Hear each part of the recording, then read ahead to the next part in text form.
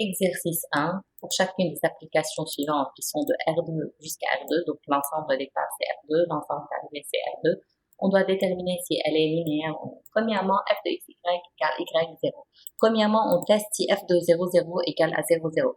Là, l'ensemble de départ R2. Donc, lorsqu'on a vu dans le cours f de 0 égale à 0, il faut que f de 0 de l'ensemble de départ, donc f de 0, 0, est-ce qu'il est égal au 0 de l'ensemble d'arrivée qui est aussi 0, 0. F de 0, 0, oui, elle est égale au couple 0, 0. Mais c'est pas la seule condition. Mais le plus simple, premièrement, de vérifier 0, 0. Puis la deuxième condition, c'est quoi? Si vous avez pour tout alpha dans R, pour tout x, y, est-ce que f de alpha x plus y égale alpha f de x plus f de y? Je vous montre la règle. Je vous rappelle de la règle pour montrer qu'une application, elle est linéaire. On a besoin de montrer f de alpha x plus y égale alpha f de x plus f de y avec x et y dans l'espace de départ. Donc, dans cet exercice-là, l'espace de départ, c'est quoi?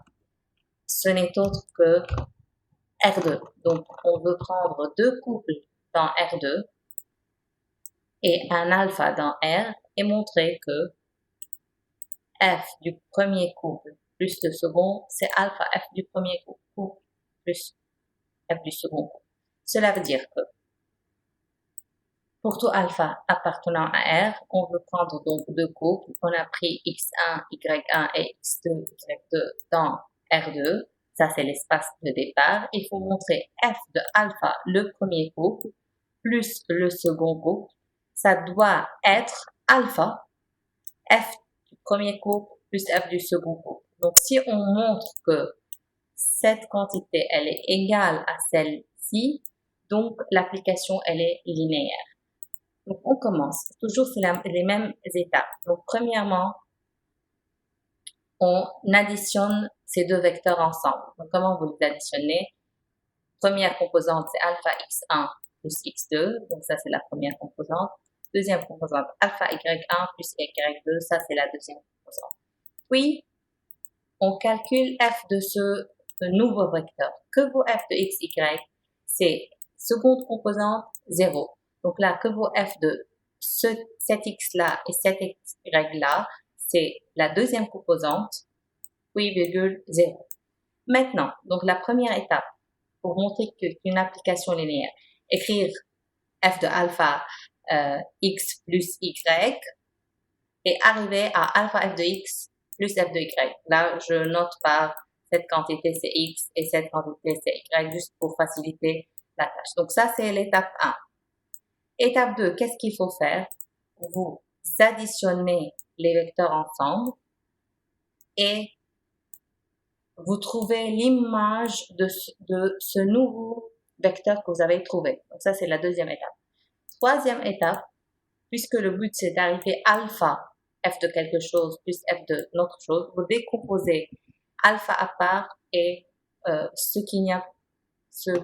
les termes sans alpha d'autre part. Donc, on a alpha y1, ça c'est le premier couple. Donc, on décompose ce couple-là en deux couples, un couple avec alpha et un couple sans alpha. Donc, on va avoir alpha y1, 0, et puis y2, 0. Que vaut alpha y1, 0? Ce n'est autre que alpha f de x1, y1. Pourquoi? Parce que f de x1, y1, par définition, ça va être y1, 0, fois alpha, donc c'est pareil. Donc, même, vous pouvez, au lieu d'écrire cette étape-là, directement écrire alpha dehors, si vous voulez, et sans cet alpha-là. Donc, directement, vous factorisez par alpha, alpha y1, 0 plus y2, 0, ça donne alpha f de x1, y1 plus f de x2, y2, ainsi l'application f, elle est linéaire. On passe au deuxième exemple. Maintenant, est-ce que f de x, y est égal à y moins 1 x? Est-ce qu'elle est linéaire? On remarque, c'est très simple de remarquer f de 0, 0, c'est pas 0, 0, c'est moins 1, 0. Donc, f de 0, 0, qui est égal à moins 1, 0, n'est pas égal à 0, 0. Donc, l'application n'est pas linéaire. On passe au troisième exemple. F de x, y égale à valeur absolue de x y, est-ce qu'elle est linéaire? Là, on remarque que si x, elle est positive, c'est valeur absolue de x, y. Mais si je prends un alpha qui est négatif, dans ce cas-là, f de alpha x, y n'est pas alpha f de x, y. Pourquoi? En effet, si vous prenez alpha, donc on a besoin que de alpha soit négatif. Et x, y, peu importe la valeur de y, et même la valeur de x, vous pouvez essayer avec plus 1 et voir ce qui se passe. Donc, si f est linéaire, il faut que f de alpha x, y soit égal à alpha f de x, y. On va tester. Que vaut f de alpha x, y? Donc, c'est moins 1, 2. Donc, moins fois moins 1, c'est 1, puis moins 2. Donc, par définition, que vaut f de x, y? Valeur absolue de x, y. Donc, ça va être valeur absolue de 1, qui est 1, moins 2. Alors, alpha f de x, y, puisque le alpha est en dehors, donc on ne pourra pas faire sa valeur absolue. C'est pour cela que ça va être différent. Donc, ça va être moins f de moins 1, 2. La valeur absolue de moins 1, c'est 1, puis 2. Ainsi, on va avoir moins 1, moins 2. Ils sont différents. Donc, f de alpha x, y n'est pas égal à alpha f de x, y. Par suite, alpha, l'application f n'est pas linéaire. Deuxième partie, même question pour f, R3 jusqu'à R3 défini par f de x, y, z égale y, 2y, z. Donc, comment on va faire? Maintenant, on a besoin de deux composantes, f de grand X si vous voulez. Ça, je veux le nommer grand X, grand Y. Pour que f de x, y, z qui est défini par y, 2y, z soit linéaire, il faut que pour n'importe quel alpha dans R, pour n'importe x, grand X, grand Y dans R3, il faut montrer f de alpha grand X plus Y, c'est quoi? C'est alpha f de X plus f de Y. C'est ce qu'il faut aboutir. Donc, on commence. Toujours les mêmes étapes. Maintenant, que vaut grand X et grand Y? Puisqu'on est dans R3, donc ça va être 3 composantes pour X et 3 composantes pour Y. Qu'est-ce qu'on a dit de la première étape? On additionne ces deux vecteurs ensemble. Donc, la première composante, ça va être alpha x1 plus x2. La deuxième composante, ça va être alpha y1 plus y2. Et finalement, la troisième composante, ça va être alpha z1 plus z2. Ça, c'est la première étape. On a additionné les deux vecteurs ensemble. Puis la deuxième étape, trouver l'image de ce nouveau vecteur. Que vaut l'image de f de x, y, z? Deuxième composante va devenir la première, puis le double de la deuxième, puis la troisième. Donc, premièrement, il faut avoir y, qui est y, la deuxième composante. Donc, on va avoir alpha y1 plus y2, qui est la deuxième composante, puis 2 fois y, donc 2 fois cette même composante, alpha y1 plus y2, et finalement z. Z, c'est quoi? Alpha z1 plus z2, donc on écrit alpha z1 plus z2.